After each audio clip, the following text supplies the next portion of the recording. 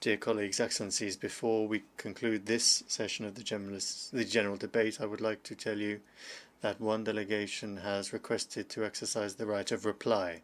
I would like to remind members that statements made in exercise of the right of reply are limited to 10 minutes for the first intervention and 5 minutes for the second intervention, and that delegations must take the floor from their seats. I now give the floor to the representative of India. Mr. President, we exercise our right of reply to one more attempt by the leader of Pakistan to tarnish the image of this august forum by bringing in matters internal to my country and going so far as to spew falsehoods on the world stage. While such statements deserve our collective contempt and sympathy for the mindset of the person who utters falsehood repeatedly, I am taking the floor to set the record straight. Regrettably, this is not the first time the leader of Pakistan has misused platforms provided by the UN to propagate false and malicious propaganda against my country, and seeking in vain to divert the world's attention from the sad state of his country, where terrorists enjoy free pass while the lives of ordinary people, especially those belonging to the minority communities, are turned upside down. Mr. President, member states are aware that Pakistan has an established history and policy of harboring, aiding, and actively supporting terrorists.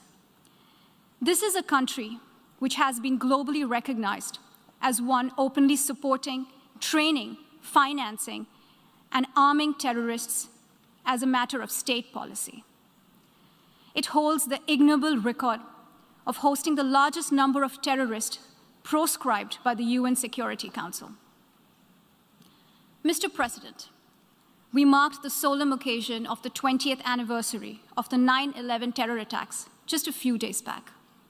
The world has not forgotten that the mastermind behind that dastardly event, Osama bin Laden, got shelter in Pakistan.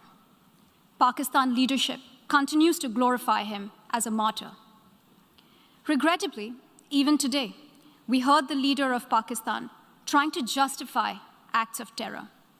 Such defense of terrorism is unacceptable in the modern world. We keep hearing that Pakistan is a victim of terrorism. This is the country which is an arsonist disguising itself as a firefighter. Pakistan nurtures terrorists in their backyard in the hope that they will only harm their neighbors. Our region, in fact, the entire world, has suffered because of their policies. On the other hand, they are trying to cover up sectarian violence in their country as acts of terror. Mr. President, this is also the country that still holds the despicable record in our region of having executed a religious and cultural genocide against the people of what is now Bangladesh. As we mark the 50th anniversary this year of that horrid event in history, there is not even an acknowledgement, much less accountability. Today, the minorities of Pakistan, the Sikhs, the Hindus, the Christians, live in constant fear and state-sponsored suppression of their rights. This is a regime where anti-Semitism is normalized by its leadership and even justified. Dissenting voices are muzzled daily, and enforced disappearances and extrajudicial killings are well documented.